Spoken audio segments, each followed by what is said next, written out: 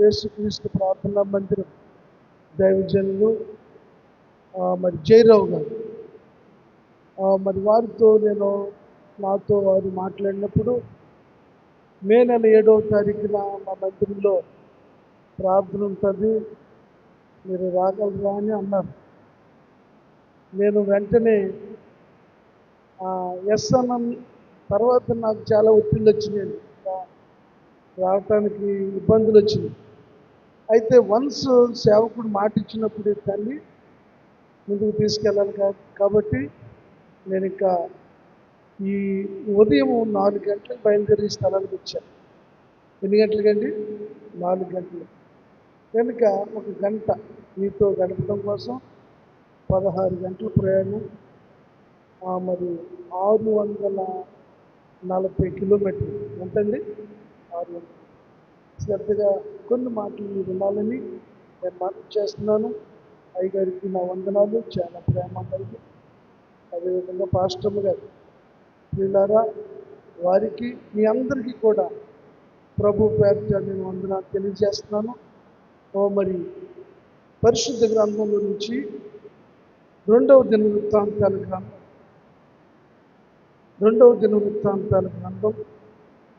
14వ అధ్యాయము, 2వ దినవృత్తాంతాల గ్రంథం 14వ అధ్యాయము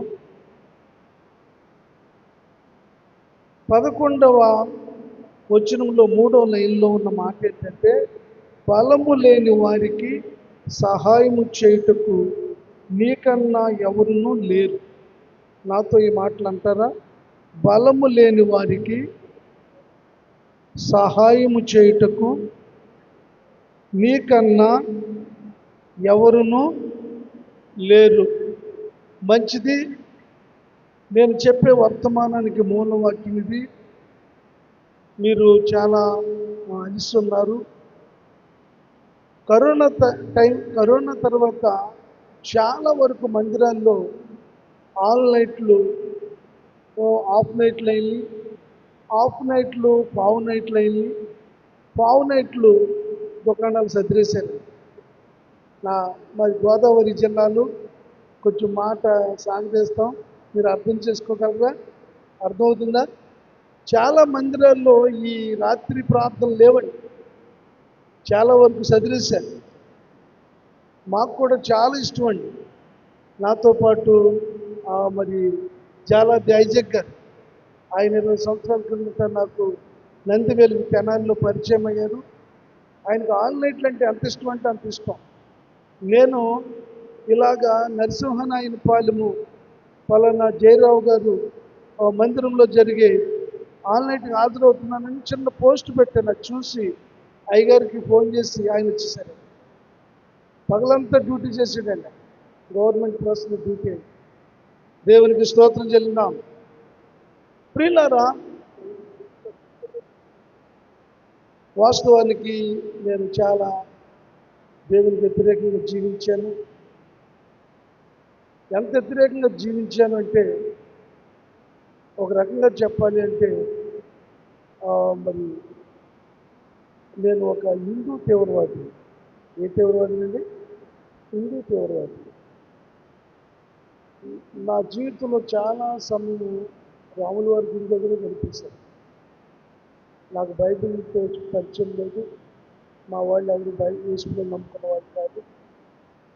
కనుక మరి దేవుడు అంటే తెలియనటువంటి నేను ఆ పాటలు పాడుకుంటూ, ఆ పద్యాలు పాడుకుంటూ అలాగుంటున్న సమయంలో ప్రభు నన్ను కలుసుకున్నాడు.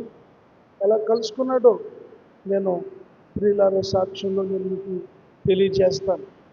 దేవునికి స్తోత్రం. నికరం లేనోడు ఎకరం ఊడ్చాడండి. నికరం లేనోడు ఎకరం ఊడ్చాడు. నికరం లేనోడు ఎకరం ఊడిస్తే ఏమవుతుందండి? ఇక్కడ ప్రతి ఏం పండుతున్నాయి? ఇక్కడ ఏంటండి? మినువులా ఏంటండి? ఇక్కడ ఏం పండుతుంది పంట?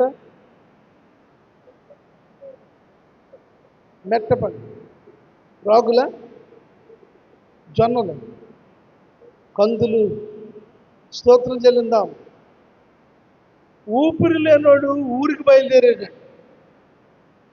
ఊపిరి లేనోడు ఊరికి బయలుదేరాడు. ఇంకా ఆ గమ్యం ఎక్కడ చేరుతాడు? ఎక్కడికి చేరడు. క్రిందట నెల ఆన్లైన్లో పిల్లలు పరీక్షలు రాస్తున్నారు. ఈ ఆన్లైన్కి పిల్లలు పాస్ అయిపోయారు. చెప్పలు కొట్టండి. ఏప్రిల్ 7వ తారీఖున ఇక్కడ మందిరంలో ప్రార్థన జరిగిందే. ఇరాన్, ఇజ్రాయేల్, ప్రియులారా, అమెరికాకి యుద్ధం జరుగుతుంది. ఈ రోజున ఈ ఆన్లైన్ ప్రేయర్కి యుద్ధం ఆగిపోయింది. చెప్పలు కొట్టండి. స్తోత్రం చెల్లిందాం. హల్లెలూయా. మీరు చాలా మంచి మంచి పాటలు పాడారు. మరి నేను 2-3 పాటలు నేర్చుకుందామని అయ్యగారికి చెప్పాను. అయ్యగారు మర్చిపోయారు, లేకపోతే మీరు రెగ్యులర్గా పాటలు పాడతారు కదా, మీకు అవకాశం ఇవ్వకపోతే మళ్ళీ మీరు ఫీల్ అవుతారని అయ్యగారు మీకు వదిలేసారో తెలియదు. కానీ మరి ఏమండి, దేవునికి స్తోత్రం చెల్లిందాం. హల్లెలూయా. నేను యాక్చువల్గా రాముగారు అనుకుంటున్నాను.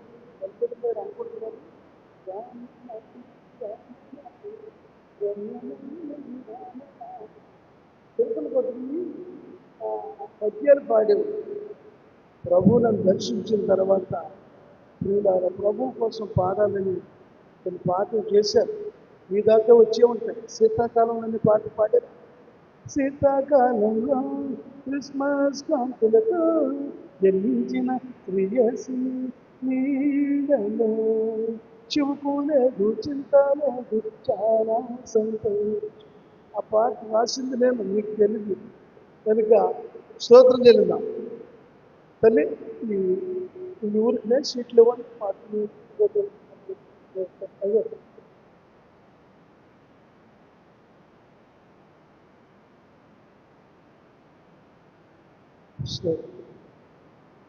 ఒకటి 2 పాటలు ముందుగా నేను పాడను. ఎందుకంటే మీరు పిల్లలు మళ్ళీ ఉదయం పనులకు వెళ్ళాలి. త్వరగానే నేను నా సమయాన్ని ముగించుకుంటాను. మరి 12, 20, 12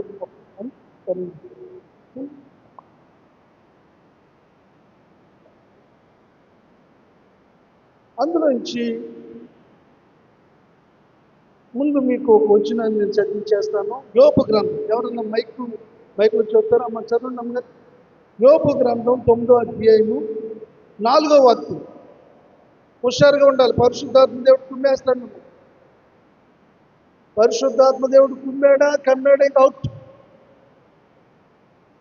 యోబు గ్రంథము 9వ అధ్యాయం 4వ వచనం. చాలండి. మనము ఏది చేసినా వాక్యం మనకి ప్రియులారా, బేసికల్గా మనకు వాక్యం ఉండాలి. ఫస్ట్ పాట ఆ బైబిల్ నేను చదువుతున్నప్పుడు ఆ మాటలు నాకు గుర్తుకొచ్చాయి. స్తోత్రం చెల్లిద్దాం. ఈ యోబు ఏమంటాడంటే ఇక్కడ ఆయన మహావివేకి. యోబు గ్రంథము 9వ అధ్యాయము 4వ వచనంలో ఉన్నటువంటి మాట ఏంటంటే ఆయన మహా వివేకి. హుషారుగా ఉండాలి. స్తంభానికి జారబడ్డానా అది ప్రియులార నిద్రకు మొదటి గేరు. నిద్రకు ఏ గేరండి? మొదటి గేరు. దుష్టుడు అంటాడు, నువ్వు ఇంకా వాక్యంలో నువ్వు ఆగలేవు. అలివేళ ఆదిలక్ష్మే, సీత, ఈ పేర్లు ఉంటాయి మీకు ఇక్కడ. నువ్వు ఆగలేవు. ఎక్కడి నుంచో దూరం నుంచి వచ్చాడు. బాలనాగమ్మలో మాయిలు పక్కిరికి వెళ్ళాక ఈ రాత్రి అంతా సాగదీస్తాడు జీడిపాకోలాగా. కనుక నువ్వు గోడకో లేకపోతే స్తంభానికో నువ్వు ఆనేసుకో. నువ్వు నిద్ర లేకపోతే మరలా రేపు నీ పని చేసుకో, ఉనికేసాయి. ఆయన పని ఆయన చేసుకుంటాడు. గవర్నమెంట్ లెక్చరర్లా. గవర్నమెంట్ లెక్చరర్ ఏం చేస్తాడంటే, అయ్యారు ఏం చేస్తాడండి, పిల్లలు అయినా పాఠం చెప్పేసుకుంటా. కార్పొరేట్ లెక్చరర్ అలా కాదు. పిల్లలు వింటున్నారో ఏం వింటలేదో గమనిస్తూ చెప్పాలి. స్తోత్రం చెల్లిందాం. కనుక యోబు ఏమంటాడంటే ఆయన మహావివేకి అంటాడు. మెల్లింగా నేను పాడతాను. మీ దగ్గర ఎలాగ టెక్స్ట్ ఉంది కాబట్టి మీరు కూడా అమ్మ మీకున్నా ఇచ్చారా చూడండి. మహావివేకి యేసయ్యా నా మదిలో మందసమాయను మహానుభావుడు యేసయ్యా. నాలో మ్రోగెను మృదంగమై మహావివేకి యేసయ్యా. నా మదిలో మందసమాయను మహానుభావుడు యేసయ్యా. నాలో మ్రోగెను మృదంగమై నిన్న నేడు రేపు ఎన్నడైనా, నిన్న నేడు రేపు ఎన్నడైనా మారని త్రియేకుడు మహిలో మనయసుడు. మారని త్రియేకుడు మహిలో మనయసుడు మహావివేకి యేసయ్యా. నా మదిలో మందసమాయను మహానుభావుడు యేసయ్యా. నాలో రోగెను మృదంగమై చెప్పండి కొడతాను.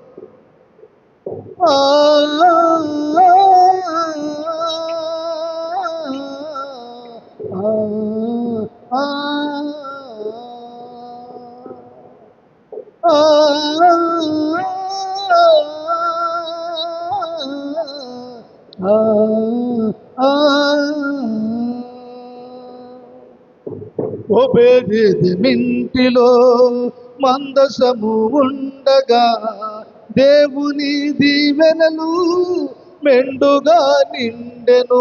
పట్టం. మింటిలో మందసము ఉండగా దేవుని దీవెనలు మెండుగా నిండెను. దావీదు వంటిలో దేవుని స్తుతి ఉండగా దావీదు దేవుని స్తుతి ఉండగా సితారాను సంధించి సదా ప్రభుని స్తుతించి సితారాను సంధించి సదా ప్రభుని స్తుతించి దేవుని దయ పొందెను దావీదు. దేవుని దయ పొందెను మహావివేకి యేసయ్యా. నా మదిలో మందసమాయను మహానుభావుడు యేసయ్యా. నాలో మ్రోగెను మృదంగమై ఆలాపన చేద్దాం.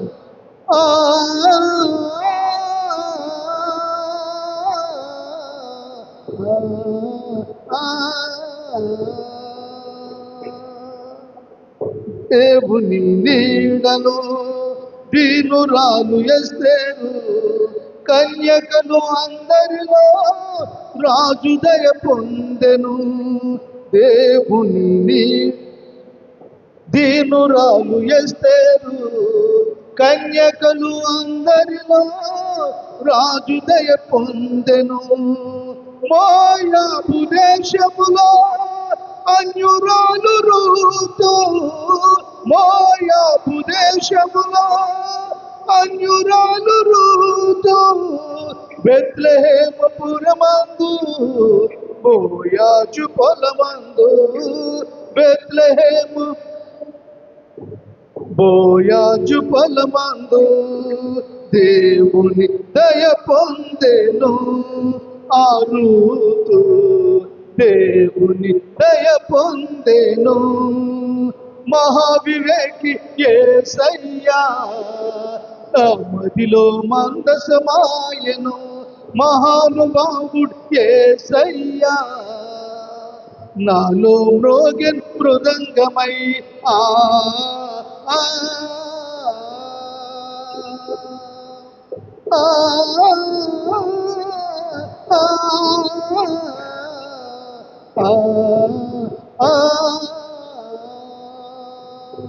హల్లెలూయా.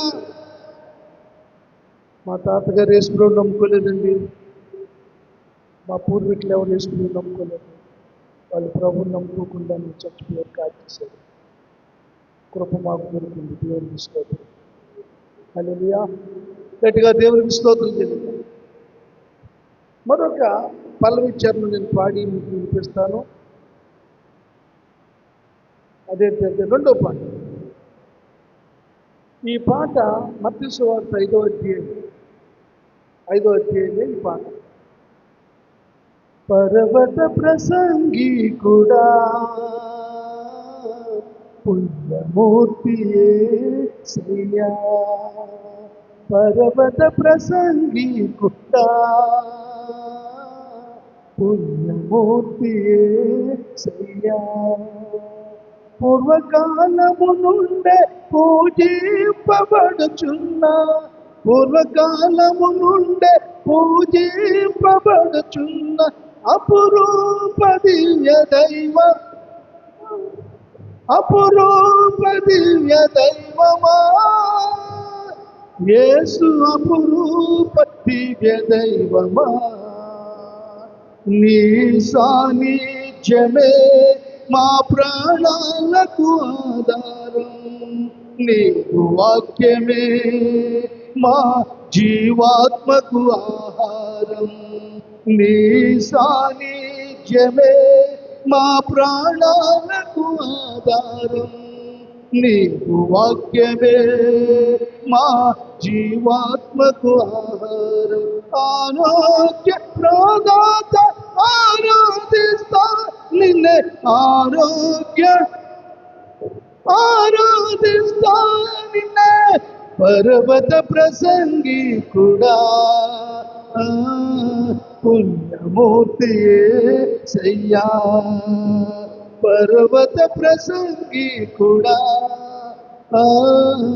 పుణ్యమూర్తియే యేసయ్యా, ఆత్మ విషయమై దీనులైన వారు ధన్యులని కొండ మీద చేసిన మీ ప్రబోధమే, ఆత్మీయులకే కొండంత ధైర్యము నింపెనయా దేవా ప్రభు, తరాలు మారిన అంతరంగమే మారని, తరాలు మారిన ఈ అంతరంగమే మారని జీవతరంగమా యేసు మా తండ్రి, జీవతరంగమా యేసు మా తండ్రి, నీ సాన్నిధ్యమే మా ప్రాణాలకు ఆధారం, నీ వాక్యమే మా జీవాత్మకు ఆహారం, నీ సాన్నిధ్యమే మా ప్రాణాలకు ఆధారం, నీ వాక్యమే మా జీవాత్మకు ఆహారం. ఆరోగ్య ప్రదాత ఆరాధిస్తా నిన్నే, ఆరాధిస్తా నిన్నే, పర్వత ప్రసంగికుడా పుణ్యమూర్తియే యేసయ్యా, పర్వత ప్రసంగికుడా పుణ్యమూర్తియే యేసయ్యా, పూర్వకాలము నుండే పూజింపబడుచున్న, పూర్వకాలము నుండే పూజింపబడుచున్న అపురూప దివ్య దైవమా, అపురూప దివ్య దైవమా యేసు, అపురూప దివ్య దైవమా, అపురూప దివ్య దైవమా యేసు, అపురూప దివ్య దైవమా, అపురూప దివ్య దైవమా యేసు, అపురూప దివ్య దైవమా. హల్లెలూయా. అందులో ఉన్న పాటలను మీరు నేర్చుకోండి, చాలా ప్రార్థనలో ఉంది. ప్రియులారా, ఎందుకు యేసయ్యా నువ్వు రక్షించుకున్నావు, ఇదిగో మా యొక్క లెగసీలో అది వ్యర్థంగా పోకూడదని ప్రభు పాదం దగ్గర కనిపించినప్పుడు అలాగ దొరికేప్పుడు కానీ పాటలు చేశారు. మీ దగ్గరికి వచ్చిన 8 పాటలు అన్ని చేసే వాళ్ళకి కష్టం కనుక ఇది ఉచితంగా మీకు ఇచ్చాను కనుక మరి అందులో యూట్యూబ్ ఛానల్ అంటే అందులో మీరు ఆటలు ఉంటాయి, మీరు నేర్చుకోవాలనుకున్న వారికి నా సలహా. దేవునికి స్తోత్రం. మంచిదండి. ఇక్కడ బలము లేని వారికి సహాయం చేయుటకు మీకన్నా ఎవరును. ఈ రాత్రి ప్రియులారా, నీ సమస్య ఎంత గొప్పదో, నీ సమస్య ఎంత భయంకరమైనదో దేవుడికి చెప్పదు. నువ్వు చెప్పవలసిన మాట ఏంటంటే, నీ దేవుడు ఎంత గంభీరుడో, ఆయన ఎన్నెన్ని గొప్ప కార్యాలు నీ పితరులకు చేసాడో నీ సమస్యను చెప్పు. అర్థమైందండి? నీ సమస్య ఎంత గొప్పదో చెప్పద్దు, నీ దేవుడు ఎంత గొప్పవాడో నీ సమస్యను చెప్పు. స్తోత్రం చెల్లిద్దాం. హల్లెలూయా. కనుక దేవుడికి డాక్టర్కి ఎప్పుడు కోపం తీసుకురాకూడదు. దేవుడికి డాక్టర్, ఎందుకంటే దేవుడికి కోపం వస్తే డాక్టర్ దగ్గరికి పంపిస్తాడు. మనల్ని ఎవరి దగ్గర పంపిస్తాడండి? డాక్టర్ దగ్గర. మరి ఆయన చెప్పినవన్నీ నువ్వు వినకపోతే అతనికి చిరాకు వచ్చి డాక్టర్ నిన్ను ఎవరి దగ్గరికి పంపిస్తాడంటే దేవుడి దగ్గరికి పంపించేస్తాడు. ఇక దేవుడి దగ్గరికి పంపించేసాడు అంటే డాక్టర్ పరదేశంలో ప్రియులారు. కనుక ఇదంతా ఒక సెట్టింగ్ అన్నమాట. దేవునికి స్తోత్రం చెల్లిద్దాం. సంఖ్యాకాండంలోనికి రండి. సంఖ్యాకాండం. వాక్యం అనే ఎరువు ఆత్మకు అందకపోతే మనలోనున్న ఆత్మ ఎండిపోతుంది. జాగ్రత్త సున్ను. నిర్గమాకాండం 16వ అధ్యాయము 35వ వచనంలో, ఇశ్రాయేలీలు నివసింపవలసిన దేశమునకు తాము వచ్చు 40 ఏళ్ళు కూడా మన్నానే తినిచుండేది. వారు కానాను దేశపు పొలిమేరలు చేరే వరకు మన్నానే తిన్నారు. గనుక ఏ సేవకుడు వచ్చినా మన ప్రామాణిక గ్రంథంలో ఉన్నటువంటి మాటలే చెప్పాలి తప్ప మరో చెప్పడానికి లేదు. ఇశ్రాయేలీలు కానాను పొలిమేరలు చేరే వరకు వారు మన్నాను తిన్నారు. ఆత్మ సంఘంలో ఉన్నటువంటి విశ్వాసులము ప్రభు దగ్గరకు సియోనుకి వెళ్ళేంత వరకు కూడా, ప్రియులారా, ఆయన వచ్చేంత వరకు, లేకపోతే మనం పోయేంత వరకు జీవం కలిగిన దేవుని వాక్యాన్ని మనం పూజించాలి. ఆమేన్ చెప్పండి. హల్లెలూయా. గట్టిగా దేవునికి స్తోత్రం చెల్లిద్దాం. సంఖ్యాకాండంలోనికి రండి. సంఖ్యాకాండము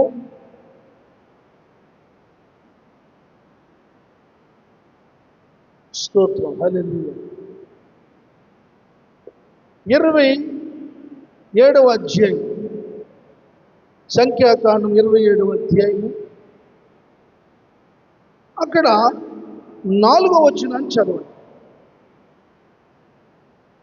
అతనికి గట్టిగా చదవాలి. అతనికి కుమారులు కలగలేదు.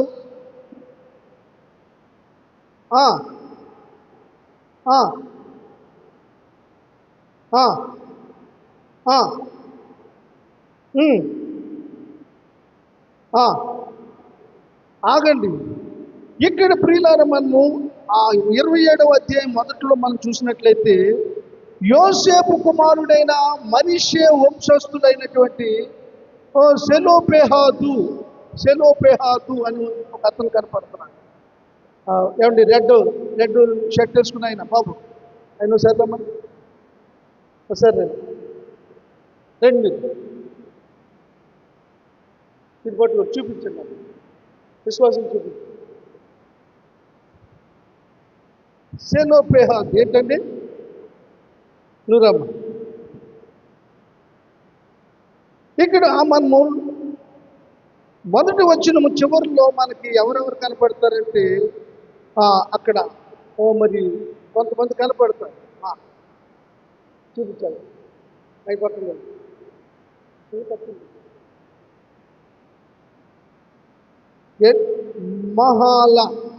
మహాల ఉన్న ఇంకొకటి మహాల తర్వాత నోయ. త్వరగా ఈ పక్కన వరుసగా నిలబడాలి. ఆ వీడియో కూడా బాగుంటుంది. నోయ కనపడుతుందండి. ఒక్కలా ఉందండి, ఉందా? చదవండి సిస్టర్. ఒక్కల రండి, ఒకరు రండి, కావాలి యాక్టివ్గా ఉండాలి. పక్కన ఆ తర్వాత ఒక్కల తర్వాత మిల్కా రావాలి, మిల్కా అది చూపించడానికి. ఇంకొకళ్ళు ఎవరు? తిర్సా. ఆ కింద ఉన్న వాళ్ళు చెప్పులు కొట్టిన బోర్డు కొట్టిన వచ్చా.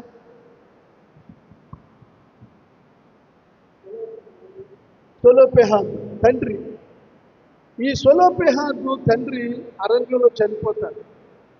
అరణ్యంలో చనిపోతే ఆయనకి ఎంతమంది కుమార్తెలు అంటే 5 కుమార్తెలు.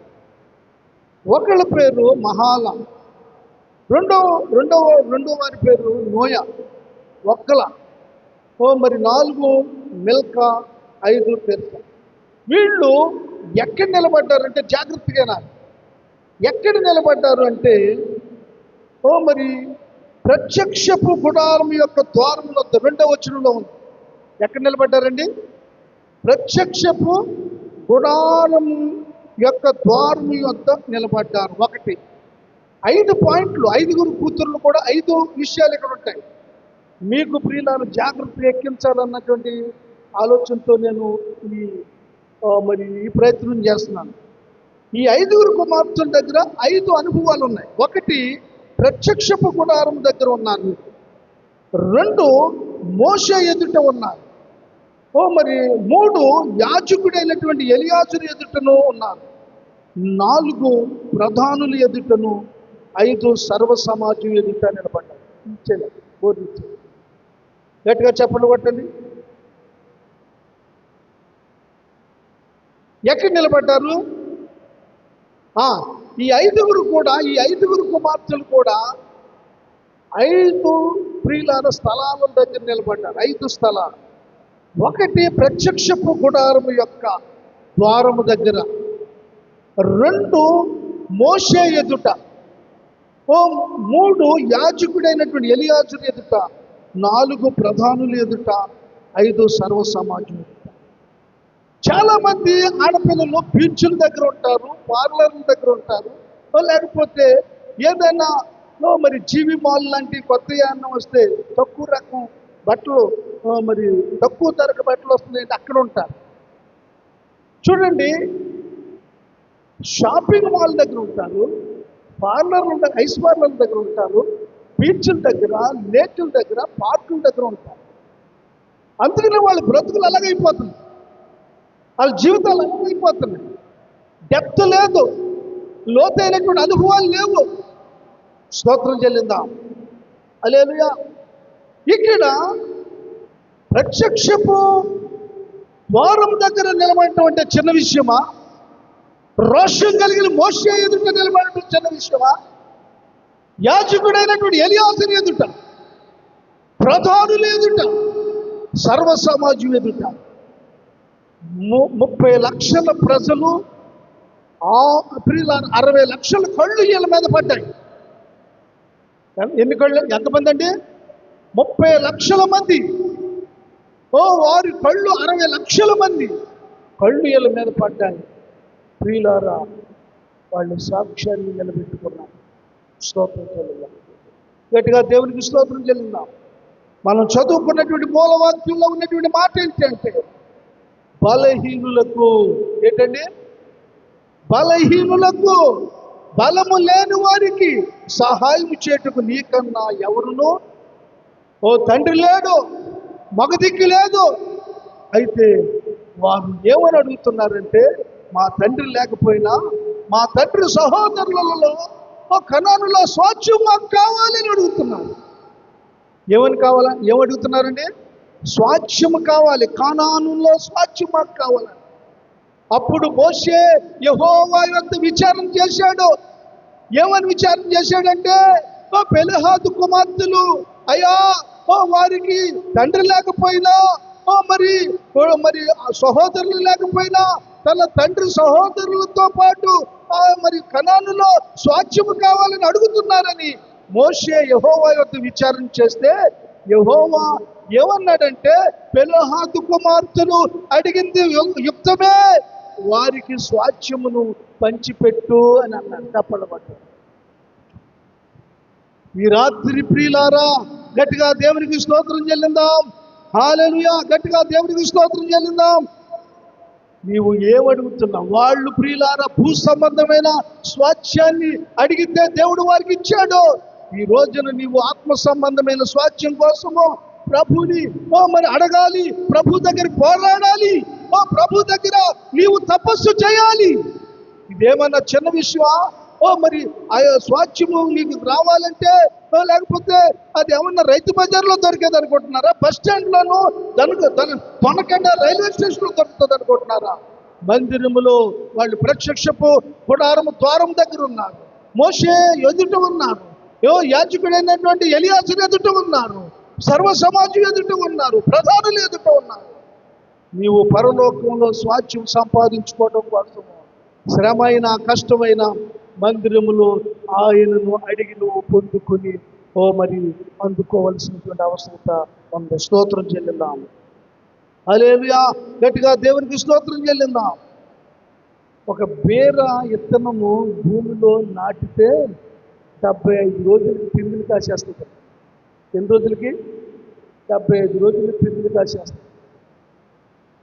మాకు చెరువులు ఉంటాయి, గోదావరి ఉంటుంది, సముద్రం ఉంటుంది. మరి ట్యాంకులో అంటే చెరువులో రెయ్యి పిల్లను వేస్తే 90 రోజులు అంటే 3 నెలలకి దాన్ని సరుకు తీసేసి ఎక్స్పోర్ట్ చేసేయచ్చు. 3 నెలలు. ఒక బర్రె లేక గేదె ఒక పెయ్యి పిల్లని ఈనితే దానిని 2.5 సంవత్సరాలు మనం పెంచగలిగితే పాలు పిలికేసుకొచ్చాం. మీకు అర్థమవుతున్నాయి? పాలు పిలికేసుకొచ్చాం. 2.5 సంవత్సరాలు పెంచుతాం. ఒక హైబ్రిడ్ మామిడి అంటుని నాటితే 3 సంవత్సరాలకి కాపు వచ్చేస్తుంది, కాయలు కాసేసుకోవచ్చు, కాయలు కోసుకోవచ్చు. లోకంలో ఒక సామెత ఉంది, వాళ్ళతో సహవాసం చేస్తే 6 నెలలు వాళ్ళు వీళ్ళవుతారు, మీరు వారవుతారు. దేవునితో ఎన్నాళ్ళ నుంచి సహవాసం చేస్తున్నావు నువ్వు? దేవునిలాగా ఆ రూపానికి ప్రతిరూపము దాల్చావా? స్తోత్రం చెల్లిద్దాం. దేవుని రూపం నీలోనికి వచ్చిందా? నువ్వు మరి ఆయనను నీలో చూపించగలుగుతున్నావా? స్తోత్రం చెల్లిద్దాం. రూపాంతరం చెందడం కోసమే ఈ ఆల్ నైట్లండి. అయ్యగారి దగ్గర పసలేదనుకుంటున్నారా? ఆయన బోర్డు చదువుకున్నాడు. మా బోర్డు ఎందుకు మధ్యలో అప్పుడప్పుడు ఎందుకు? మరి ఏదో కొత్త జీవాహారం వండి మీకు పెడితే నా బిడ్డలు తిని బలపడి సంఘంలో స్థిరంగా ఉంటారని అవి చెప్పలేరా? వాక్యం బోళ్ళంత వాక్యం. ఆయన లైవ్లో నేను వింటున్నాను, నీ డ్రెస్సే నీ అడ్రస్ అని ఎన్ని వాక్యాలు నేను వింటున్నాను. మరి వింటున్నారు మీరు? స్తోత్రం చెల్లిద్దాం. హల్లెలూయా. గనుక గేదె పట్టులో పాలు ఉంటాయి, పేడ ఉంటుంది. మామిడికాయలో టెంక ఉంటుంది, గుజ్జు ఉంటుంది. మనిషిలో మంచి ఉంటుంది, చెడు ఉంటుంది, కానీ బైబిల్లో మంచి ఉంటుంది, యేసయ్యలో మంచి ఉంటుంది. చెప్పట్లు ఉంటుంది. హల్లెలూయా. గట్టిగా దేవునికి స్తోత్రం చెల్లిందాం. హల్లెలూయా. పరిశుద్ధ గ్రంథంలో నుంచి కోరాహు కుమారులు రాసిన కీర్తన 85వ కీర్తన 12వ వచనం చదవండి. అది అలా చదవాలండి. యెహోవా ఉత్తమమైన దానిని అనుగ్రహించును. చాలండి సంఘమా, యెహోవా ఉత్తమమైన దానిని అనుగ్రహించును. ఈ రాత్రి నీ ప్రయాస వ్యర్థం కాదు. ఈ రాత్రి ప్రార్థన నీ జీవితానికి గొప్ప మలుపు. గతి లేని వాడికే గొప్ప కార్యాలు చేస్తుంటే నా దేవుడు, మతి లేని వాడికే మంచి కార్యాలు చేస్తుంటే నా దేవుడు, దారి చూపించే దేవుడు, బహుదిట్టైన దర్శకుడు. స్తోత్రం చెల్లిద్దాం. ఆయన నీ జీవితాన్ని ఆయన మార్చబోతున్నాడు. నీ ఒడిలోనికి మంచి రోజులు తీసుకురాబోతున్నాడు. నవనూతన కార్యాలతో ఆయన నింపబోతున్నాడు. దిగులు పడవద్దు, భయపడవద్దు. స్తోత్రం చెల్లిందాం. నీవు కోరుకున్న దానికంటే ఉత్తమమైన దానిని ప్రభువు ఇవ్వబోతున్నాడు. నువ్వు కోరుకున్న దానికన్నా ఉత్తమమైన దానిని ప్రభు ఇవ్వబోతున్నాడు. స్తోత్రం చెల్లిందాం. హల్లెలూయా. గట్టిగా దేవునికి స్తోత్రం చెల్లిందాం. హల్లెలూయా. ప్రియమైనటువంటి దేవుని బిడ్డలారా,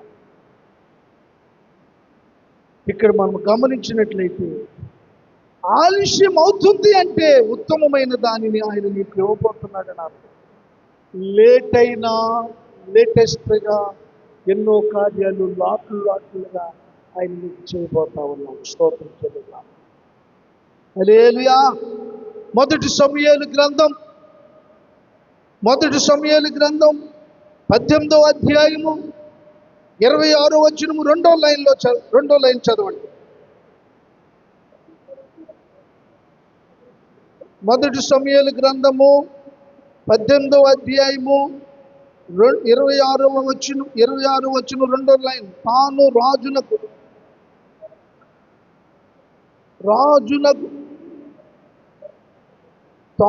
రాజునకు అల్లుడు కావాలనని, ఆగండి, ఒక భయముతో తన తల్లి పేరు నుజావేత్. ఆమె సరైనటువంటి స్త్రీ కాదు, చరిత్ర చెప్తుంది. ప్రియులారు, అందుకనే యెష్షయి ఏం చేశాడు అంటే, మరి నుజావేత్కి మరి యెష్షయి నుజావేత్ కలిసి ఉండటం వల్ల దావీదు పుట్టాడు. ఈ దావీదు మరి తల్లి సరైనది కాదు కనుక ఈ అన్నలు కూడా ఆ తమ్ముడిని ఇష్టం వచ్చినట్లు మాట్లాడుతూ ఉన్నారు. వాళ్ళ మధ్యలో అప్పుడప్పుడు కూడా యుద్ధాలు చెలరేగుతూ ఉన్నాయి. అలాంటి పరిస్థితులలో వాళ్ళని సపరేట్ చేయాలని చెప్పేసి సౌలు దగ్గరికి, సౌలు సైన్యంలో కొంతమంది కొడుకులను చేర్చి, ఇతనికి మాత్రము నీవు ఆ పచ్చిక బయలుకి వెళ్ళి ఆ గొర్రెలు మేపుకురా అని చెప్పేసి ఎడగొట్టేశారు. ఇక్కడ మనం గమనించినట్లయితే ఎన్నో పోరాటాలు ఎదుర్కొన్నాడు. ఆ గొర్రెలను మేపుతున్నప్పుడు ఎలుగుబంటి వచ్చింది, దాన్ని చంపాడు. సింహం వచ్చింది, దాన్ని చంపాడు. అన్నలకి రొట్టెలు ఇచ్చినా యుద్ధము మోపుగా జరుగుతుంది, క్షేమంగా ఉన్నారో లేదో చూసిరాకే అక్కడ వినకూడని మాటలు విన్నాడు. మరి గొలియాతు జీవం కలిగిన దేవుని ఇశ్రాయేలుని దూషించడం అన్నాడు. మరి అతను ఏమైనా సరే చంపుతానని చెప్పాడు. చంపితే ఆ మాటలు మిగిలిన వారు ఈయన సౌలు దగ్గరికి తీసుకుని వస్తే మరి సౌలు కింద నుంచి పైదాకా చూశాడు. అప్పుడు అడిగాడు, ఇతను ఎవరంటే, ఇతను యెష్షయి కుమారుడని తెలుసుకున్నాడు, వివరాలు తెలుసుకున్నాడు. మరి బాబు, నువ్వు చిన్నోడివి, నీకు బలం లేదు, వాడు బాల్యం నుండి కూడా యుద్ధాభ్యాసం చేసినటువంటి వాడు, వీరుడు, సూర్యుడు, ఇంద్రుడు, చంద్రుడు, ఎడగొడతాడు, పడగొడతాడు అని ఆయన గురించి ఏదో ఎక్స్ప్లెయిన్ చేస్తున్నాడు. సరే బాబు, నా తండ్రి నాకు గొర్రెలు అప్పగించినప్పుడు ఆ గొర్రెలలో ఒక గొర్రె సింహం పట్టుకుని వెళ్ళిపోతుంటే దాన్ని తరిమాను. అది కోపంతో నా మీదకి తిరగబడి వెనక్కి వస్తే దాన్ని చీరేశాను. ఎలుగుబంటిని కూడా అలా చేశాను. యెహోవా నా బలం అనుకుంటూ వాటి మీదకి వెళ్ళాను, దేవుడు నాకు అప్పగించాడు. ఇతన్ని కూడా నాకు అప్పగిస్తాడని చెప్పినప్పుడు మనకు తెలుసు చరిత్ర అంతా. మరి యుద్ధ సామగ్రిని తొడగమన్నాడు. అవన్నీ సైజులు వేరు, ఇతని సైజు వేరు, కూలిపోయాడు. అడ్లతో నాకు వాటికి లేదని చెప్పి ఏటిలోకి వెళ్ళి 5 రాళ్ళు ఏరుకున్నాడు. 5 రాళ్ళు ఏంటంటే, గొలియాతుకు 4 అన్నదమ్ములు ఉన్నారు. ఆయన ఇతను చంపితే వాళ్ళు వస్తారు కదా, వాళ్ళని కూడా కొడతాకి 5 రాళ్ళు ఏరుకున్నాడు. దాన్ని మన పాస్టర్లు వేసే 5 గాయాల నుంచి మరి 5 రాళ్ళు అని చెప్తూ ఉంటారు, చరిత్ర అవుతారు. దేవునికి స్తోత్రం చెల్లిద్దాం. ఒక్క రాయికి అవుట్. ప్రియులారా, గొలియాతుని ఎవరైతే గొలియాతుని చెప్తారో నా కొడుకునిచ్చి, నా కూతురునిచ్చి పెళ్లి చేస్తానన్నాడు.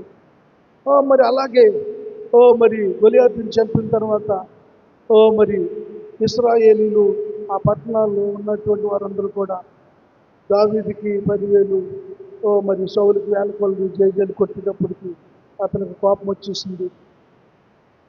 అయితే అటువంటి పరిస్థితులలో మరి ఇతను ఏమన్నా హాని చేస్తాడేమో, ఇతను ఏమన్నా మరి చేస్తాడేమో అని చెప్పేసి దావీదు అనుకుంటున్నాడు.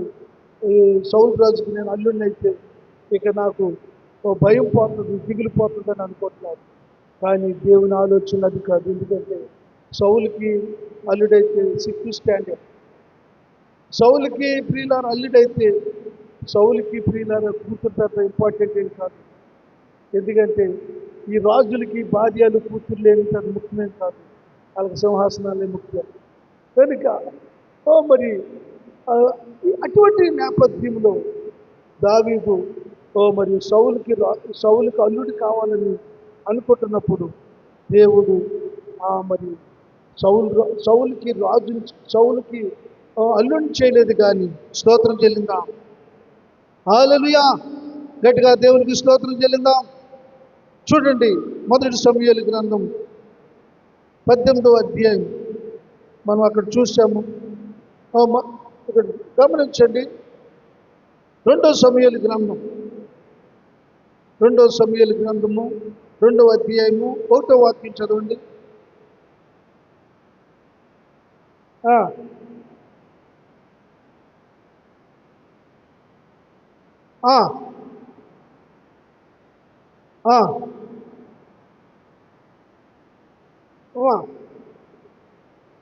దావీదు ప్రియులారా ఎబ్రోనుకి వెళ్ళగానే ఇశ్రాయేలీలు గోత్రాలలో ఒక గోత్రం, యోధా గోత్రం వారు వచ్చి నీవు మాకు రాజుగా ఉండాలని చెప్పేసి మరి వారు దావీదుకి పట్టాభిషేకం చేశారు.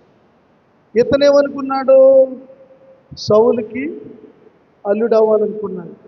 కానీ దేవుడు ఇతన్ని రాజుగా ఎంపిక చేయాలని ఆలోచిస్తూ ఉన్నాడు. అందుకనే నేను మీకు కోరాహు కుమారుల కీర్తనను చదివించాను. ఏంటంటే యెహోవా ఉత్తమమైన దానిని అనుగ్రహించాడు. కనుక ఇతడు మరి యోధా వారికి రాజు అయిపోయాడు. హల్లెలూయా. ఇతను సౌలుకి అల్లుడు కావాలని కోరిక కలిగి ఉన్నాడు.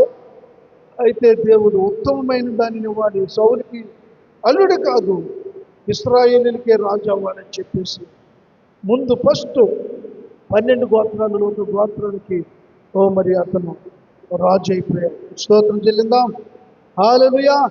ఆ తర్వాత మనం చూసినట్లయితే, గమనించినట్లయితే 2వ సమూయేలు గ్రంథం 5వ అధ్యాయం, 2వ సమూయేలు గ్రంథం 5వ అధ్యాయం 1వ వచనం 3వ వచనం చదువు. ఇశ్రాయేలీల వారి పెద్దలందరూ కూడా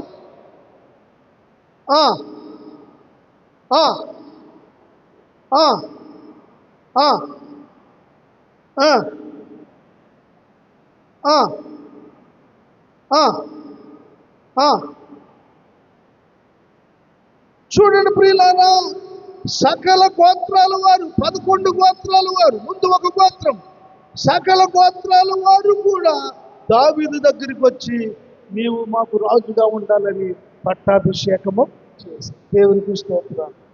గట్టిగా దేవునికి స్తోత్రం చెల్లిందాం. ఉత్తమమైన వాటిని దేవుడు అనుగ్రహిస్తాడు. ఆ తల్లిదండ్రులు లేనటువంటి సెలోపెహాదు కుమార్తెలు కనానులో మాకు స్వాస్థ్యం కావాలంటే మోషే యెహోవా యొక్క విచారణ చేసినప్పుడు యెహోవా మోషేకి ఏం చెప్పాడంటే, వాళ్ళు అడుగుతున్నది ఉత్తమమైనయ్యా, వాళ్ళకి పంచిపెట్టి ఇవ్వాలని చెప్పారు. కనుక ఈ రాత్రి మరి ఆ సెలోపెహాదు కుమార్తెలు కోరికను నెరవేర్చిన దేవుడు దావీదు సౌలుకి రాజు అవ్వాలనుకున్నాడు. కానీ అలా కాదు, ఇశ్రాయేలీలకి అతను రాజుగా చేయాలని చెప్పేసి దేవుడు తన ఆలోచన ప్రకారంగా మరి ఉత్తమమైన దాన్ని దావీదుకి దేవుడు అనుగ్రహించిన దేవుడు ఈ రాత్రి మీకు ఆయన గొప్ప కార్యాలు చేయడానికి సిద్ధంగా ఉన్నాడు. స్తోత్రం చెల్లిద్దాం. మాది నరసాపురం అండి, పశ్చిమ గోదావరి జిల్లా. మా నాన్నగారు స్కూల్ మాస్టర్, మా అమ్మమ్మ గారికి మొగల్పూర్ అంటే మీకు తెలియాలంటే ఈ సినీ ఫీల్డ్ చాలా వరకు అక్కడే, కృష్ణరాజు గారు, మెగాస్టార్ పవన్ కళ్యాణ్, ప్రభాస్ అక్కడ ఆ ప్రాంతంలో వాళ్ళు ఎక్కువ సినీ కుటుంబాలు ఉంటాయి మా కళ్ళ. పాలకొండ మాకు 9 కిలోమీటర్లు దాసున్నారు. వాతాడ తాతయ్య డైరెక్ట్ వీళ్ళంతా ఉంటారు అక్కడ. మొగల్తూరు. మా అమ్మగారు ఒక్కరోజు కూడా స్కూల్కి వెళ్ళలేదు. ఎందుకంటే అక్కడ రాజుల కోట ఉంది. రాజుల కోట ఉంటే ఆడపిల్లలు అందంగా ఉంటే వాళ్ళు గుర్రబండి మీద తీసుకుని వెళ్ళిపోయేది ఒక వదంతి ఉంది. అందుకని నలుగురు మగపిల్లల తర్వాత మా అమ్మ పుడితే మా తాతయ్య స్కూల్కి పంపించలేదు. గారాలు పడిపోయి సాధారణ స్కూల్ మాస్టర్లు ఎవరిని పెళ్లి చేసుకుంటారండి? టీచర్స్ని చేసుకుంటారు కదా. అయితే మా నాన్నగారు ఒక్కరోజు కూడా స్కూల్కి వెళ్ళినటువంటి ఆమెను చేసుకున్నారు. ఎందుకు చేసుకున్నారంటే ఆమెకు చాలా ప్రత్యేకత. ఆ స్థలాలన్నీ చూసేసి భూదేవి ఏమండి ఆ రాయిని కడిగేసి బొగ్గు తాగేసి బొట్టేసి మరి ఆమెను 8 సంవత్సరాల వయసులోనే పూజారమ్మని పిలిచారు ఆ ఊళ్ళో. ఇలాంటి ఆమెను పెళ్లి చేసుకుంటే పిల్లలకి భక్తి పారాయణాలు నేర్పిస్తుంది. భక్తి పారాయణాలు నేర్చుకుంటే వీళ్ళకి కైని పాన్పరది కండ్రై ఈ త్రాగుడు సినిమా చూసి అప్పవారు చెప్పి ఆయన మాస్టర్ కదండి, స్కూల్ మాస్టర్ కదా. ఇలా ఈవెంట్ చేసుకుంటే పిల్లల్ని భక్తి మార్గంలో నడిపిస్తుందని చెప్పేసి ఆయన పెళ్లి చేసుకున్నారు. మరి స్కూల్ మాస్టర్కి ఎక్కువ సెలవులు ఉంటాయి. ఇప్పుడైతే గవర్నమెంట్ బాగా పనిచేస్తుందని అంటాక నాన్నగారు డ్యూటీ చేసే టైంలో వాళ్ళు ఒక 6-7 నెలల స్కూల్కి వెళ్ళేవారు. కనవన్నీ సెలవులు. ఈ సెలవుల్లో ఏం చేసేవారంటే